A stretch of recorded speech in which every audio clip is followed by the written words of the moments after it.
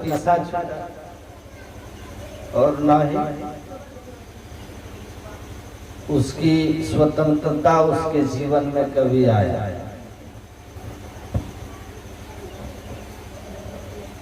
वो कहते हैं ऐसा होता क्यों है? तो ऐसा इसीलिए होता है, ध्यान से सुनिए, कि जैसा हमारे यहाँ बहुत पहले सृष्टि के प्रारंभ में ही ऋषियों ने इसका उत्तर ढूंढा कि ऐसी चाहना रख करके प्रयत्न करने पर भी अगर ऐसी अवस्था नहीं होती है तो इसका कारण क्या? अगरबत्ती हटाइए। तो कहते इसका कारण यही है कि सुखाय दुख मोक्षाय कुर्वाते दंपति क्रिया ततो निवृत्तिर प्राप्ति दुखश्च सुखश्च।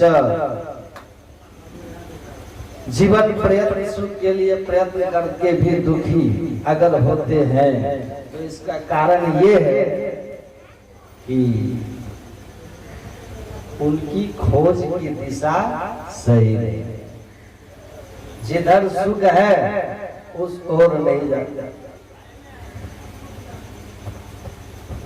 जिधर स्वतंत्रता होगी उस ओर नहीं बढ़ती, जिस दिशा में चलकर अमरता की प्राप्ति होगी उस ओर नहीं चलता, उल्टा चलता। चाह है पूरब चले पश्चिम, कैसे होगा? कबीर साहब कहते हैं वस्तु कहीं ढूंढे कहीं विद्या विहार।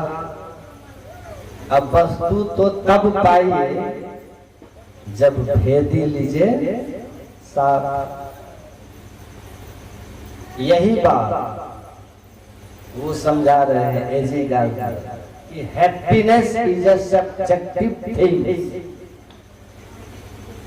सुख जो है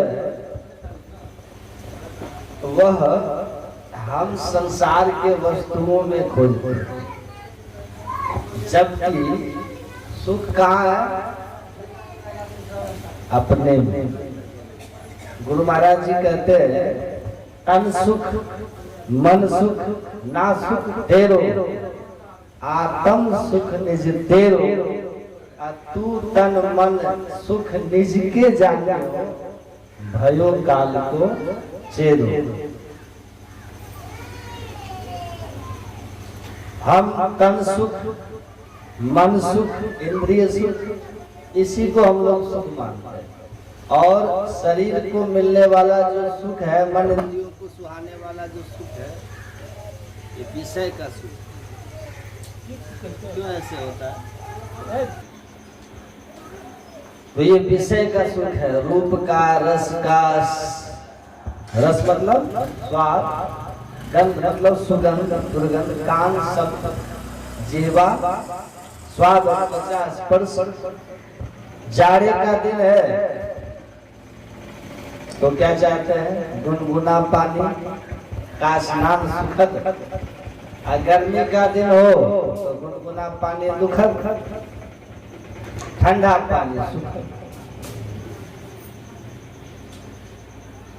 तो त्वचा को अनुकूल स्पर्श अच्छा लगता है। ये पांच ज्ञान इंद्रियों से जो हम पंच विषयों का सुख भोगते हैं, संत महात्मा लोग कहते हैं वास्तव में यह इंद्रियां जो हमारी है ना, इनकी शक्ति सीमित है। आंख से कितना भी भाने वाला रूप को कोई देख पाओगे? कितना देर देख पाएगा? दर्द हो जाएगा ना आपकी आंखों में, फिर आप आंखें बंद करोगे, सोओगे।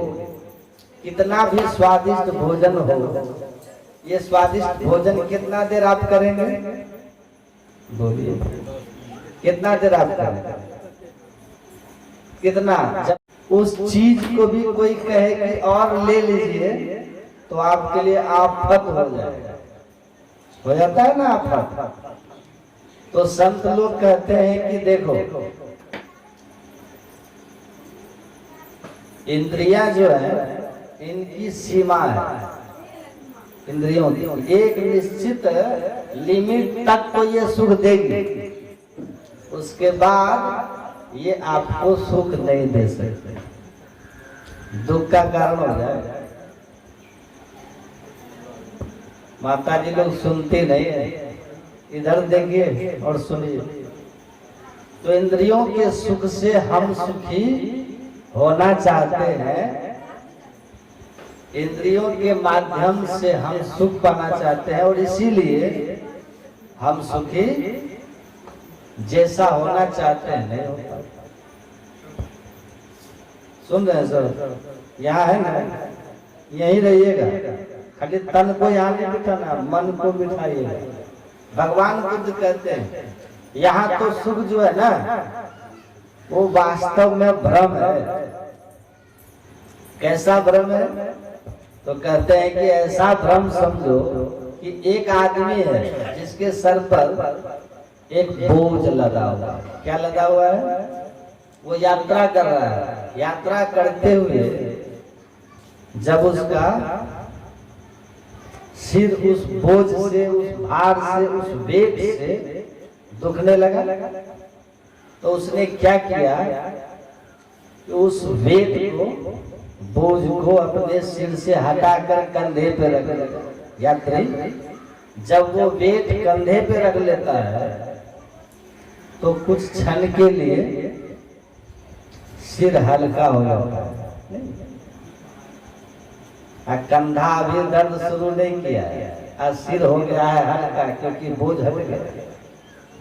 तो उसको लगता है ओहो अब मैं सुखी हो गया, वो रिलैक्स मूड में आ जाता है। लेकिन भगवान बुद्ध कहते हैं ये कब तक? थोड़ी देर यात्रा जब आगे बढ़ा तो अब उसके कंधे में दर्द होने लगता है, अब वो कंधे के दर्द से परेशान होता है।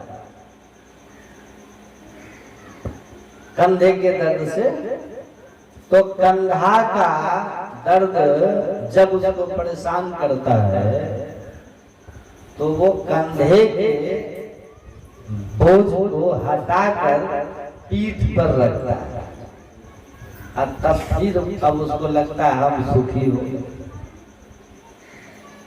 कुछ देर तक जब चला तब पीठ में दर्द, तो फिर बोझ को उठा के सिर पे ले आया,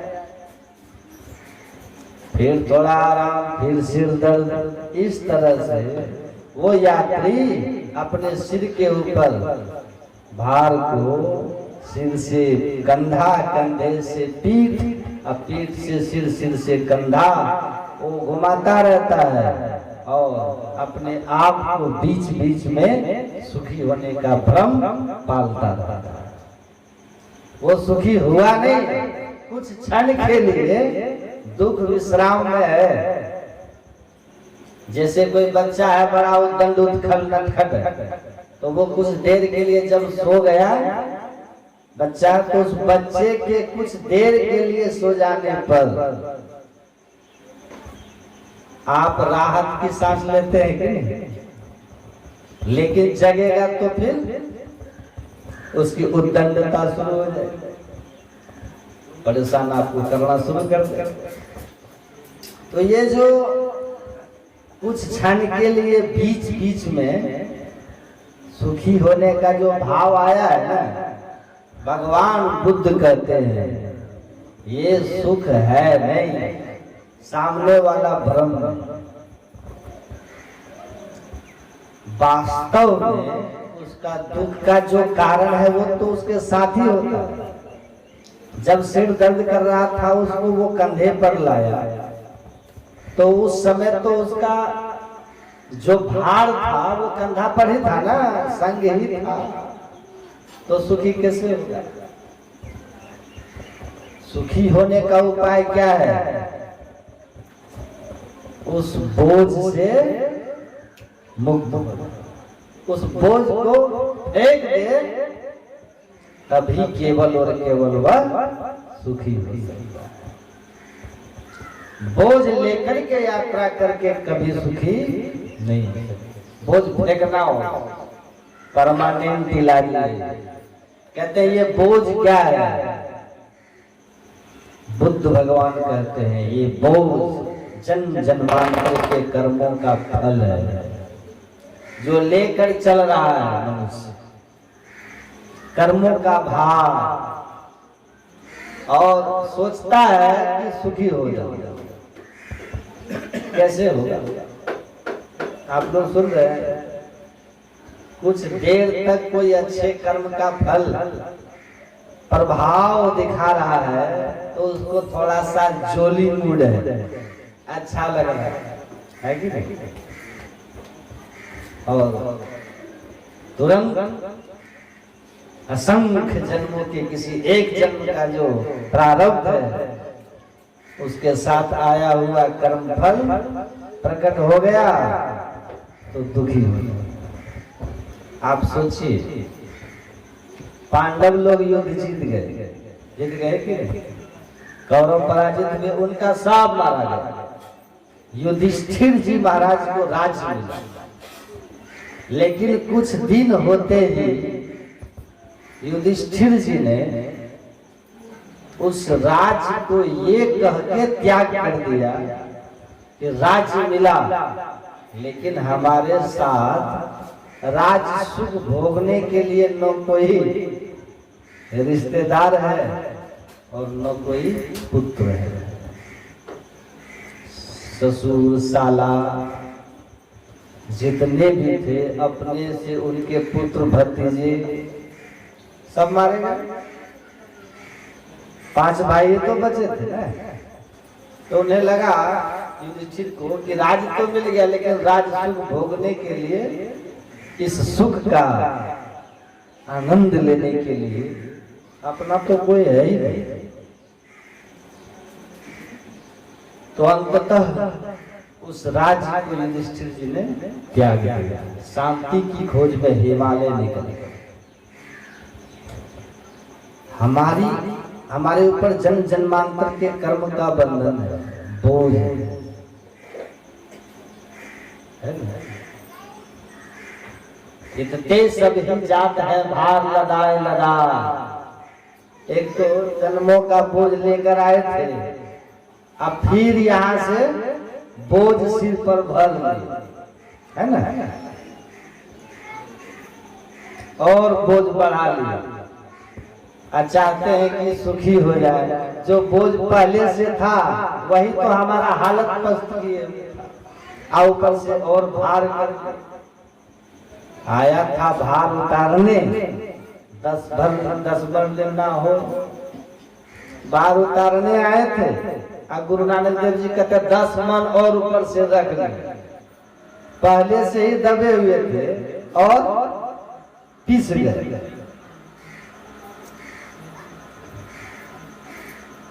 तो यहाँ सुख तो एक भ्रम सा है। गुरु महाराज जी कहते हैं कि जनी लिप तोरे प्यारे जग पर दसवा सुख कचोरी हुआ नहीं। यहाँ सुख कुछ नहीं है, पर खोज रहे हम इधर ही। भूले हो मन माया उड़ जाए जो कर्म कियो लालच लगे त्यों और बंधाए। चाहते क्या हम लोग? स्वतंत्रता चाहते हैं, स्वतंत्रता।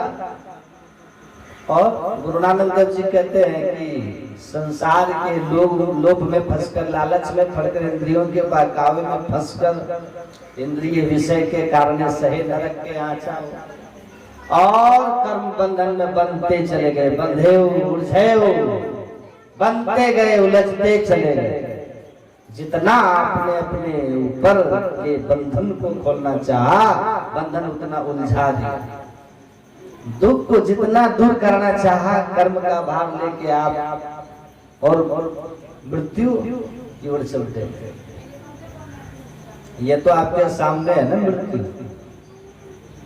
तो क्यों गफलत में पड़ा? सिर पर बैठा काल है, सिर पर ही काल बैठा हुआ है। नहीं बालक नहीं यौवन नहीं वृद्धि कछु बंद। यह अवसर नहीं जानिए जब आए पड़े जम फन। कौन जानता है?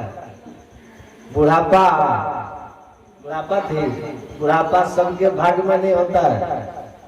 बुढ़ी थी, सबके भाग में बुढ़ापा नहीं होता। बहुत लोग अल्पायु गुजर जाते हैं। माता जी गुजर गए।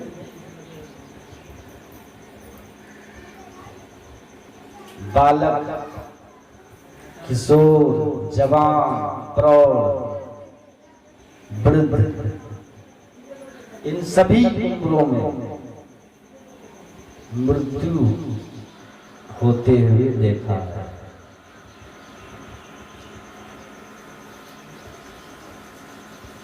इसीलिए संत महात्मा लोग कहते हैं कि आप अपने खोज की दिशा को बदलो। दिशा बदलो, किधर खोज रहे हो, किधर खोजना चाहिए। मनुष्य जीवन पाने के बाद भी अगर आपका मन भक्ति की तरफ अग्रसर नहीं होता है तो आपसे बड़ा आपका शत्रु कोई और नहीं। ठीक है, आप ही आपके सबसे बड़े शत्रु है। मनुष्य जीवन मिल जाने के बाद भी अगर आपका मन भक्ति की तरफ न जाए तो किसी और को दोष मत दीजिएगा, किसी और के ऊपर दोषारोपण मत करना। आप ही सबसे बड़े आपके शत्रु हैं, आत्मघाती हैं, जो अपनी हत्या अपने हाथों से आप करते हैं। क्यों? क्योंकि जो मनुष्य जीवन हमें प्राप्त हुआ है यही एक ऐसा जीवन है, यही एक ऐसा मार्ग है जिस मार्ग पर चलकर हम और आप सभी भगवत प्राप्ति कर सकते हैं और जीवन के उद्देश्य को प्राप्त कर सकते हैं। अगर ये नहीं हुआ, अगर हम ऐसा नहीं कर सके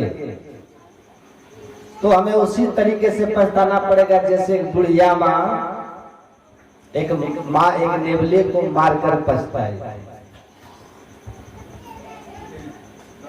एक माँ ने नेवले को मार दिया और बाद में पछताई। क्यों पछताई? ध्यान से सुनिए, उसको जरा आपको समझना पड़ेगा। एक माँ थी, उसका एक छोटा सा बच्चा था, उसका अबोध बच्चा था, पालने में झूलता था। उस घर में और कोई था ही नहीं उनके सिवा। तो उस माँ ने सोचा कि मेरे बाद इस बच्चे का कोई ध्यान नहीं रखता है, तो उसने बच्चे का मन रखने के लिए एक नेवला पाल लिया। माता जी अल्लाह कर नेवला जानते हैं ना, सांप और नेवले की लड़ाई होती है, तो नेवला पाल लिया। और वो नेवला भी बड़ा अच्छा उस बच्चे का बड़ा ध्यान रखता था। जब मैया कहीं चली जाती जल भरने या किसी और काम से, पहले तो कई कार्य घर के बाहर ही करने होते थे ना, शौच इत्यादि के लिए भी बाहर जाना है, स्नान इत्यादि के लिए बाहर जाना है, जल भरने के लिए भी बाहर जाना है, और घर में अगर पशु है तो उनके लिए भी बाहर जाना है। कई कार्य करने पड़ते थे बाहर में। तो उस बुढ़िया माँ ने या कहे उस माँ ने नेवला पाला, और जब माँ बाहर जाती थी तो नेवला उस बच्चे पर ध्यान रखता था बच्चे का। एक दिन बच्चा पालने में झूल रहा था, अचानक से एक सांप उस बच्चे को खाने के लिए आया। वहां से निकला, बच्चे को देखा तो डसने के लिए जब चला सांप तो वो नेवला वहां था। नेवले ने पूरी शक्ति के साथ सांप से युद्ध किया, लड़ा, और अच्छा खासा उसने युद्ध किया, अच्छा खासा उसने लड़ा बेचारे। और जब उसने अपना युद्ध पूरा कर लिया तो वो नेवला जीत गया, क्योंकि वो नेवला सत्य की तरफ था, सत्य में जयते। उस बच्चे को बचाना चाहता था, सांप उसे खाना चाहता था, तो सत्य में जयते, सत्य की विजय मत जय। अंत तो उस नेवले ने उस सांप को मार दिया। माँ जल लेके आई तो वो जो नेवला था उसके मुंह से, क्योंकि अब सांप को मारा है तो सांप का वो ब्लड उसके मुंह पे लगा था नेवले के। वो इस प्रसन्नता में आगे गया नेवला, जहाँ पढ़ना था उससे आगे द्वार पर गया कि मेरे को जब वो माँ देखेगी तो प्रसन्न हो जाएगा कि मैंने उसके बच्चे को बचाया। बड़ी खुशी खुशी उसके सामने गया नेवला। अब माँ को आ गया गुस्सा, माँ को लगा कि ये तो मेरे बच्चे को, उसके रक्त देखा मुंह पे ना, तो जब रक्त को देखा तो माँ को लगा कि ये मेरे बच्चे को खा के आया है। कहा मैंने तुझे रखा था यहाँ पे अपने बच्चे की रक्षा के लिए, ये तो मेरा ही बच्चा खा के आ गया। तो उसने 1 सेकंड गंवाए बगैर, उसके हाथ में कोई शस्त्र पहले से था, उठाया, उसने नेवले को मार नेवले को मारने के बाद में वो माँ भीतर गई दौड़ कर देखने की मेरा बच्चा कैसा है। तो जब बच्चे के पास गई तो बच्चा यों के त्यों पालने में झूल रहा था, खेल रहा था। तो उसको लगा फिर ये इसके बच्चा तो ठीक है, फिर इसके मुंह पे ये रक्त कहां से लग गया नेवले। उसने इधर उधर देखा तो वहां सांप मरा हुआ पड़ा। तब उसे वो पूरी बात समझने में देर नहीं लगी। माँ को हो न हो यही सत्य है कि नेवले ने ही मेरे बच्चे को बचाने के लिए इस सांप को मार दिया, और मैंने बिना सोचे समझे ऐसे इतने अच्छे नेवले को मैंने मारा, जो इतना नमक हलाली कर रहा था, हरामी नहीं नमक हलाली कर रहा था, जो अपने मेरे बच्चे के लिए सांप से भिड़ गया। मैंने उस बच्चे को मारा, मैंने उस नेवले को मारा, वो भी बच्चे की तरफ पाला था। तो जैसे उस नेवले को मारकर वो माँ पछताई, वैसे ही भजन के बिना जीवन व्यतीत होने पर हम सबको पछताना पड़ेगा। क्योंकि बिना सोचे समझे हम अपना जीवन डे बाय डे नष्ट कर रहे हैं, डे बाय डे। आज हमारा देश खंड खंड में बटा हुआ, इसको ठीक कैसे करें? इसको ठीक करने का रास्ता क्या है? अपने अपने मिथ्या बलाभिमान को त्याग कर, वर्णाभिमान को त्याग कर, विद्याभिमान को भी त्याग कर, और कुछ अभिमान ऐसा है जो आदमी जन्म से लेकर ही उस पर चढ़े रहता है। किसी के पास बल है तो उसी घमंड बराबर, किसी के पास AK-47 है तो वो मौत से भी नहीं डरता, सोचता मौत का भी सामना कर ले। किसी के पास बल बहुत है, सोचता है मृत्यु को भी हम रावण की तरह चरण के नीचे रखेंगे। लेकिन जब रावण की भी मृत्यु आई तो थर्राते थे पांव जिसके सामने जाते हुए, देखा उसकी खोपड़ी को ठोकरे खाते। जो रावण कुछ समय के लिए मृत्यु को दासी बना लिया था, वो रावण भी जब मरा तो रण क्षेत्र में उसकी खोपड़ियां ठोकरे खा रहे थे, चील को हुए गिद्ध नोच रहे। यही सच्चाई है। तो किसी के पास बल अधिक है, वो अपने बल में इतना घमंड कर लेता है जैसे मैं सदा रहने वाला हूं, तो वो छोटे को कुछ समझता ही नहीं, अपने से कमजोर को कुछ समझता ही नहीं। किसी के पास विद्या आ गया, वो विद्या के घमंड में चूर हो गया कि मुझसे बड़ा विद्वान ही कोई नहीं। और कुछ लोग ये मान लेते हैं कि अब सर्वे सर्वा मैं हूं, संत कहते हैं नहीं, यही भूल हो जाती है लोग। आपके पास अगर विद्या है तो समझिए ये परोपकार के लिए। विद्या दूसरे अनपढ़ और निरक्षर की शिक्षा देने के लिए। अगर कोई समाज में निरक्षर है तो आप ये सोचिए आपकी विद्या उसको पढ़ा दे, उसको भी ज्ञान दे दे। आप इतने सरल भाव से उस विद्या का प्रयोग निरक्षरों पर कीजिए, अनपढ़ों पर कीजिए कि वो भी कुछ पढ़ लिख ले। अगर बल है तो अपने बल का प्रयोग असहायों पर कीजिए, धन है तो आप अपना धन का प्रयोग गरीबों पर कीजिए, ज्ञान का प्रयोग कीजिए। लेकिन जैसे ही ज्ञान आया हम घमंड से भर जाते, विद्या आई घमंड से भर जाते, रूप का घमंड है, धन का घमंड है, बल का घमंड है। लेकिन सब कहते हैं कि जिसके पास सच में बल है, जिसके पास सच में विद्या है, जिसके पास सच में ज्ञान है, सच में रूप है, वो कभी घमंड नहीं करता, बल्कि धरती पर उससे विनम्र तो कोई होता है, वो सबको गले लगाता है। और इसका उदाहरण आप हनुमान जी को देखिए, विद्या में अतुलित है, बल में अतुलित है, धन तो उनके पास इतना है कि उसकी तुलना ही नहीं, सब सर्वस्व है। उनके पास क्या नहीं है, उनकी महिमा में इतना ही संतों ने कहा कि जिनकी किसी चीज की कोई तुलना नहीं। और विनम्रता में देखिए, उनसे ज्यादा विनम्र खोजना, उनसे ज्यादा भक्ति भाव वाला व्यक्ति खोजना। संत कहते हैं जब हमारे भीतर सारा झगड़ा मिट जाता है, मनवाणी इंद्रियों का हम स्वामी हो जाते हैं, तो हमारे भीतर से सारा अहंकार चूर हो जाता है। लेकिन ये होगा कैसे? इस संतों के सत्संग से। और संत कैसा चाहिए? संत वो हो जिसका जीवन सूर्य की भांति, जिसके मन में कोई द्वेष न हो, कोई छल न हो, संप्रदाय की कोई बात न हो, जिसके मन में सिर्फ मानवता की बात, हित की बात हो, समाज के हित की बात हो, जो खुद प्रज्वलित हो और जिसके भीतर समाज को प्रज्वलित करने का सामर्थ्य, जो खुद प्रेम में हो और समाज को प्रेम का पथ दिखाने का सामर्थ्य हो, जो खुद ज्ञान में हो और समाज के भीतर ज्ञान का दीप जलाने का सामर्थ्य, जिसके जीवन का खुद बंधन कटा हो और जो समाज के बंधन काटने का सामर्थ्य रखता। जब हम ऐसे दिव्य संतों का संग करते हैं तो जीवन में दिव्यता आती है। और ये बात राम जी सबरी से कहते हैं, प्रथम भक्ति संतन कर सकते, दूसरी ममृति कथा। सबरी ने कहा प्रभु कुछ तो बताइए क्या करें? राम जी ने कहा चिंता मत कर, संतों का संग कर। राम जी ने कहा संतों का संग करना, अब मेरी भक्ति में मन लगाना।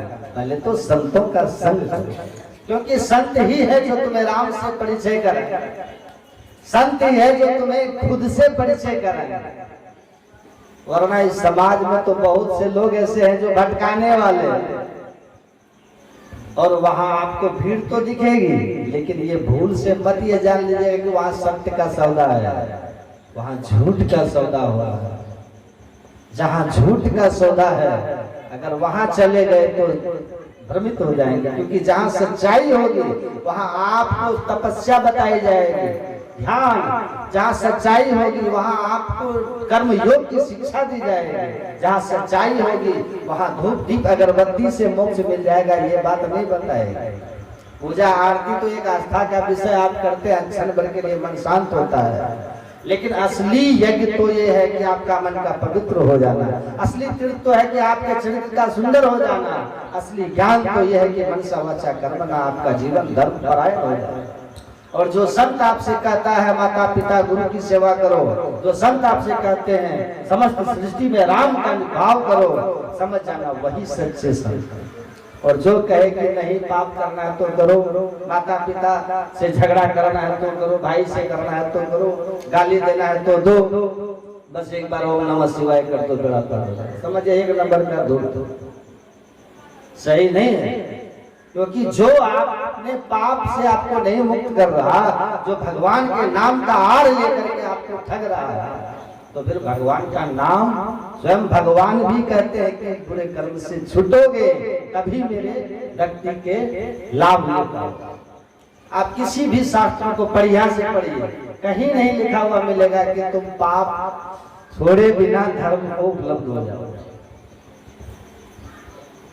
चाहे रामायण आप पढ़ लीजिए, चाहे गीता आप पढ़ लीजिए, चाहे उपनिषद आप पढ़ लीजिए, ये जो हमारे गहरे शास्त्र हैं जिसमें तत्व चिंतन की बात है, जब आप इसको पढ़ते हैं तो आपको पता चलता है कि जीवन में तप कितनी महानता है, सत्संग की पर कितनी महत्ता भी। मानसिक तप, कायिक तप, वाचिक तप, ये सारे तप हमें करने पड़ेंगे। मानसिक तप का मतलब क्या है कि मन से भी हमको गलत नहीं सोचना, इतना बड़ा तप है। और वाचिक तप का मतलब ये इस वचन से गलत नहीं निकल जाए। आप सोचिए, ये शरीर परमात्मा का बना हुआ मंदिर है ना, आपने जो मंदिर बनाया आप उसकी स्वच्छता का ध्यान रखते हैं, आपने जिस मंदिर का निर्माण किया आप उसकी भव्यता का ध्यान रखते हैं, और जिसे स्वयं परमात्मा ने बनाया आप इसको कूड़ादान बना दिया। सोचिए, जो मंदिर आपने बनाया, मैं नहीं कहता वहां गंदगी कर दीजिए, आप उसको भी साफ रखिए, दिव्य रखिए, वहां बैठिए 10 मिनट ध्यान लगाइए, लेकिन जरा सोचिए कि आप जिस मंदिर का निर्माण किए वहां जाकर के आप अगरबत्ती जला रहे हैं और जिस मंदिर को स्वयं परमात्मा ने बनाया है, जिसे ऋषियों ने कहा देहस्था, ये देह ही देवालय है, ये देह ही शिवालय है, जिसे स्वयं परमात्मा ने बनाया। इसमें आप क्या कर रहे हैं? जिसे आपने बनाया वहां अगरबत्ती जला रहे हैं, जिसे स्वयं भगवान ने बनाया यहाँ बीड़ी जला रहे हैं, सिगरेट जला रहे हैं। ना समझी नहीं तो क्या? जिस मंदिर को आपने बनाया वहां मिश्री और बतासा चढ़ा रहे हैं, जिसे स्वयं परमात्मा ने बनाया यहाँ आप खेली और गुटखा चढ़ा रहे हैं। जिस मंदिर को आपने बनाया वहां गंगा जल और दूध चढ़ा रहे हैं, जिसे स्वयं परमात्मा ने बनाया यहाँ शराब चढ़ा रहे हैं। तो मैं कैसे मानूं कि आप परमात्मा के सच्चे भक्त?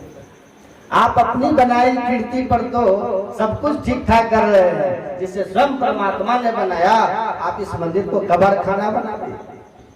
एक अनुभव कीजिए, आप पालथी मार के बैठते हैं ना, तो ये पालथी आपका चबूतरा ही तो बन जाता है मंदिर का। जिस मंदिर में चबूतरा होता है, जैसे आपका ये पालथी भी चबूतरा है, और ये जो धड़ है ये मंदिर का कमरा है, और ये सिर मंदिर का कुंभज है, आंख नाक कान इसकी खिड़कियां हैं, मुख इसका दरवाजा है। अब ये मुख मंदिर का द्वार है, कितना पवित्र होना चाहिए, क्योंकि इसी से तो परमात्मा का आगमन होगा, इसी से तो हम नाम लेंगे।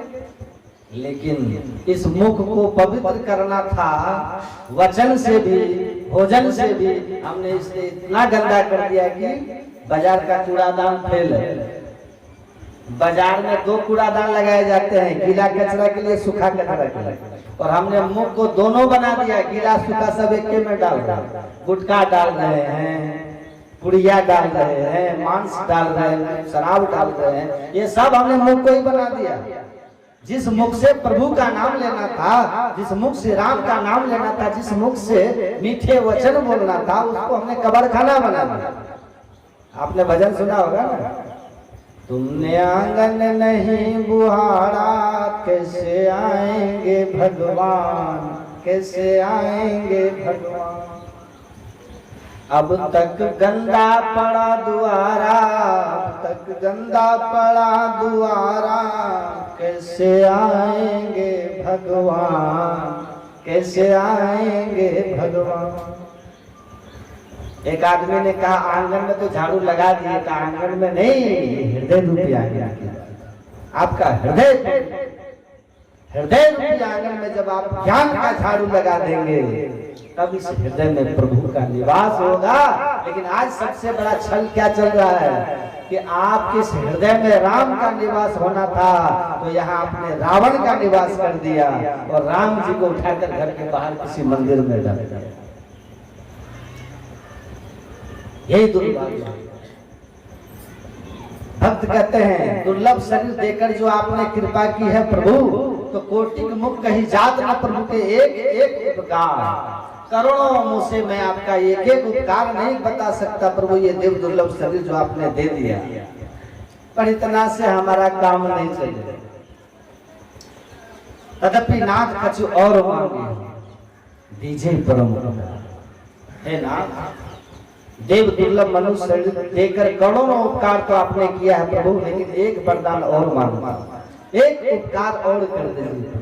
नहीं तो ये जो आपने मनुष्य शरीर दिया है ना, देव दुर्लभ मनुष्य शरीर देके, ये उपकार आपने नहीं किया, तो आपका किया हुआ ये देव दुर्लभ तन का उपकार व्यर्थ हो जाएगा,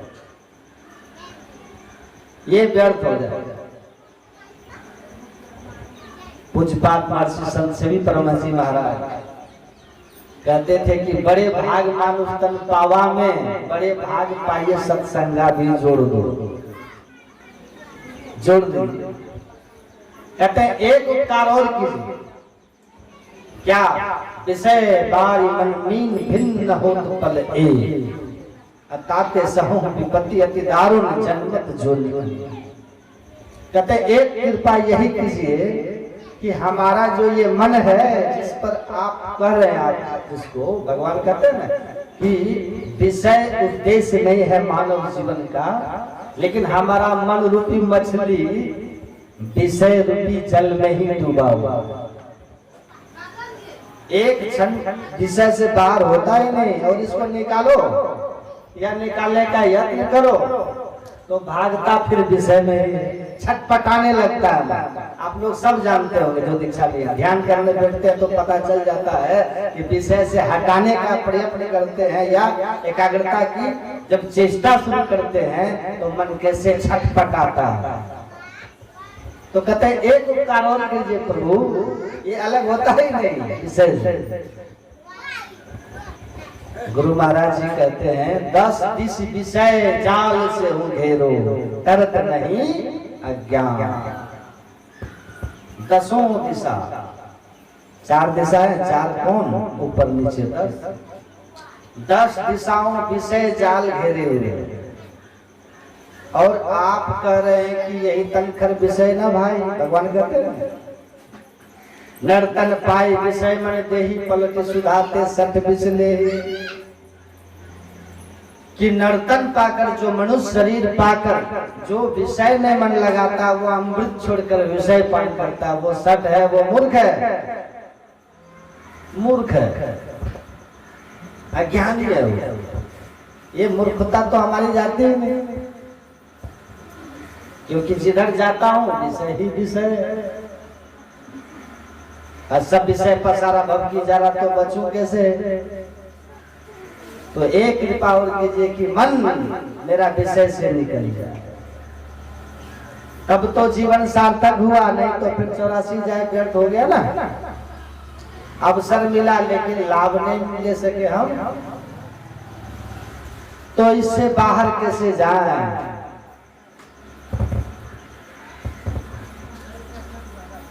बाहर जाने का रास्ता है, ये विषय से बाहर जाने का एक रास्ता है, उसी को कहते हैं मोक्ष का द्वारा, मोक्ष का द्वार। और ये जो मोक्ष का द्वार है ना, इसमें प्रवेश करो तो 10 दिशाएं आपकी छूटेगी, है ना। जो ये भेद बता दे वही कर्णधार सदगुरु नाम, वही संत सदगुरु है, नहीं तो फिर संसार का चक्र है, 84 लाख योनि। तो 10 दिशाओं से छूट जाने की युक्ति जानिए। तो विषय से छूट जाएंगे, आंख बंद करते हैं तो क्या दिखता है। गुरु महाराज कहते हैं कि आपकी 8 दिशा छूट जाती है, 8, लेकिन आंख बंद करके भी ऊपर और नीचे का ज्ञान रहता है कि गर्दन नीचे है कि ऊपर है कि ऊपर नीचे का ज्ञान रहता है, लेकिन पूरब पश्चिम उत्तर दक्षिण ये 4 कोण में से किधर है आप ये पता नहीं रहेगा। आंख बंद करने के बाद घुमा देगा, ये 2 दिशा कैसे छूटेगी। कहते जिस दिन ये 2 दिशा छूट गई ना, उसी दिन आपको अपने आप विषय छूट जाएगा। इसलिए छूट जाएगा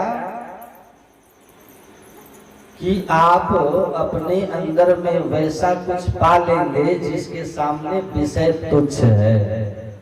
और उर्द के बीच बसा एक बाग है,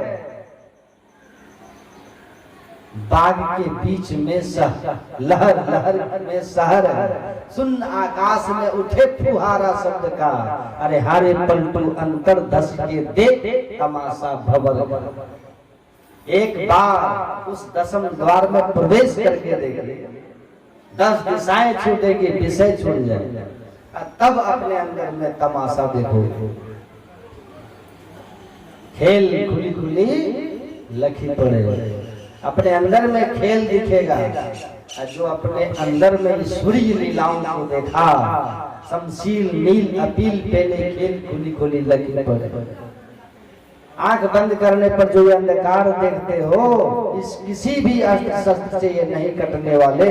इस अंधकार को सदगुरु की बताई सदयुक्ति से दोनों दृष्टिधारों को एक करके काटना।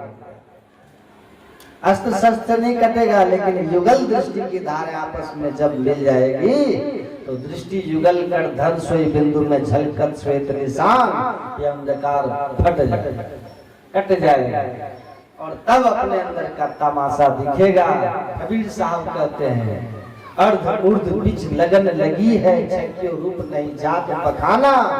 कहे कबीर सुनो भाई साधो, उलटी आप में आप समा। बहिर्मुख से अंतर्मुखी हो जाइए। यात्रा शुरू होगी अंतर की, और अंतर की यात्रा जब शुरू होगी ना, तो गुरु महाराज क्या कहते हैं? क्या कहते हैं? अद्भुत अंतर की डगरिया जा पर चलकर प्रभु दाता सदगुरु धन धन जो राह दिखा देते। चलत पंथ सुख हो तो वहां जहां अजर जर। इस अंतर पथ पर, मोक्ष के पथ पर जब आप प्रवेश करेंगे तो अमृत ध्वनि की नौबत जहरत बड़भागी सुनते। बड़भागीपन आपका पूरा होगा, पूरे भाग प्रकट हो जाएगा। तो संत लोग कहते हैं इस ज्ञान को जब नहीं जान पाए ना, तो मनुष्य जीवन पाना फिर व्यर्थ हो जाए।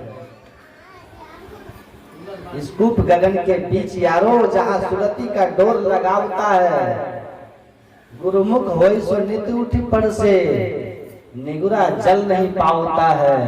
बिना हाथ के ताल मृदंग बजे, बिना जंत्री जंत्र बजावता है। पलटू बिन कान के हम सुना, बिना कोई शख्स बजावता है।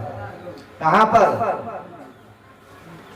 इस कूप गगन के बीच यार, अंधकार का जो कुआं है ना, आंख बंद करने पर जो मूढ़ पड़े तम कूप, अंधकार के कूप में देखो, देखने की युक्ति से देखो, लखत लखत लखी पड़े। जैसे दृष्टि की दोनों धारें एक होंगी ना, इसके लिए पहले मंत्र जप और इस रूप का ध्यान ठीक ठीक करना पड़ेगा, और तब दृष्टि का ठहराव अल्प भी होने लगेगा ना, अंदर का सुख अनुभव होने लगेगा, चैन अनुभव होने लगेगा। जब दृष्टि ठीक ठीक सिमटती है ना, अंधकार से तमसोमा ज्योतिर्गमय, अंधकार से प्रकाश की ओर चलना है। ये मानव जीवन का 3 बृहदारण्यक उपनिषद में है। तमसोमा ज्योतिर्गमय, अंधकार से प्रकाश की ओर चलो। असतोमा सदगमय, असत से सत की ओर चलो। मृत्युर्मा अमृतम गमय। शोपेनहावर का नाम सुनेंगे जो लोग पढ़े लिखे हैं, बहुत बड़े दार्शनिक हुए, रंग संचार का सिद्धांत। शोपेनहावर ने लिखा है कि ये उपनिषद के इन 3 सूत्रों को आप मुझे देकर मुझसे सारा धर्म ग्रंथ ले लीजिए, क्योंकि इन 3 सूत्र के बाद धर्म ग्रंथ में कुछ बचता ही नहीं।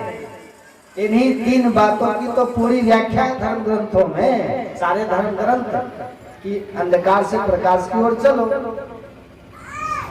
असत परिवर्तनशील नाशवान संसार से अपरिवर्तनशील परमात्मा की ओर चलो, और जन्म और मरण के इस चक्र से मुक्ति मोक्ष अमरता की ओर चलो।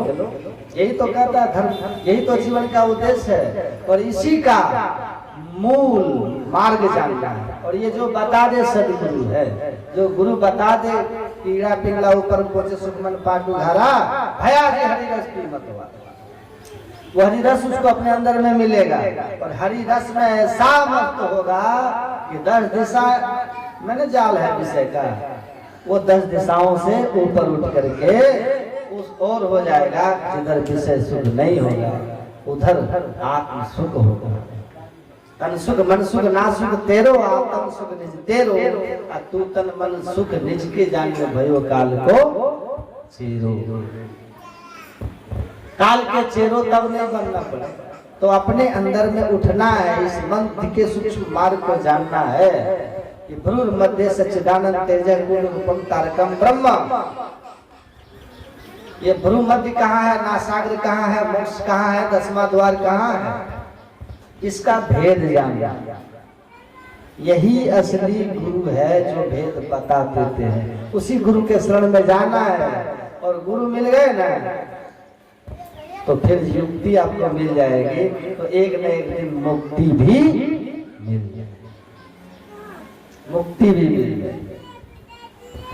तो मानव जीवन की सार्थकता भोगों की बहुलता में नहीं, भगवत भक्ति की मादकता में है। महर्षि संत शिव जी महाराज कहते हैं। और पूज्यपाद आचार्य श्री का तो जीवन भर यही प्रवचन था, पूज्यानंद बाबा का यही बोलते रहे कि जीवन में सुख के बाद दुख, दुख के बाद सुख आते रहता है, लेकिन मानव जीवन में केवल सुख और दुख भोगने के लिए नहीं मिला है मानव जीवन, क्योंकि हम भोग योनि नहीं है जो पूर्वकृत कर्मों के अनुसार केवल फल भोगे। हम साधन योनि है, कर्म योनि है, योग योनि है। हम इस सुख दुख से ऊपर उठ के हमें परमानंद को प्राप्त करना है, इसलिए मानव जीवन। तो इसको ठीक ठीक समझ के करना है। संसार में है, लेकिन इस युक्ति को हम जाने। भेष आपका कैसा भी हो फर्क नहीं पड़ता है इससे। मूल बात ये है कि आपको ये आना चाहिए कि ईड़ा तिष्ठति वामेनो पिंगला दक्षिणेन्तु तयोर मध्य वरम स्थानम यस्तम वेद सवेदविद। ये दाईं दृष्टिधार जो ईड़ा पिंगला है, इसके मध्य में जो श्रेष्ठ स्थान सुषुम्ना है, सुषुम्ने व परम तीर्थम, इस परम तीर्थ का ज्ञान होना चाहिए। बस भाल तले तिरवेनी साजे बिरला कोई जन नहाए, सबरा होए सो नित उठी पड़ से निवरा जान ना पाए। चरणदास जी महाराज कहते हैं असली तीर्थ तो आपके भ्रू मध्य में है, कपाल में है, गुप्त है। इस परम तीर्थ का पता जिसको लग जाए उसका परम कल्याण हो जाएगा। हम जीव हैं, हमारा लक्ष्य क्या है? स्वामी विवेकानंद जी का अमेरिका में इंगरसोल के साथ जो वार्ता हुई थी, उसमें स्वामी विवेकानंद ने कहा था जो ब्रह्म को जान लेता है वो ब्रह्म हो जाता है। मैं चाहता हूँ सारे भारतीय ब्रह्म हो जाए। तो इंगरसोल ने कहा था अमेरिकन को आप क्यों नहीं चाहते? तो कहा अगर अमेरिकन हम पर भरोसा कर ले, हमारी ज्ञान पर जो भारत का है, तो अमेरिकन भी हो। तो ये हम जो मनुष्य है ना, ये मनुष्य परमात्मा ने इसीलिए दिया है कि आप ब्रह्म को जानकर ब्रह्म हो जाइए। असरिता जल जल नदी में जाई हो अचल जिमी जीव हरि भाई। आप जैसे नदी सागर में मिलकर स्थिर हो जाती है, आप गुरु की युक्ति लेकर अंतर साधन करके और अपने माया मंडलों को पार कीजिए और परमात्मा से जाकर एक मेक हो जाइए। वो केवल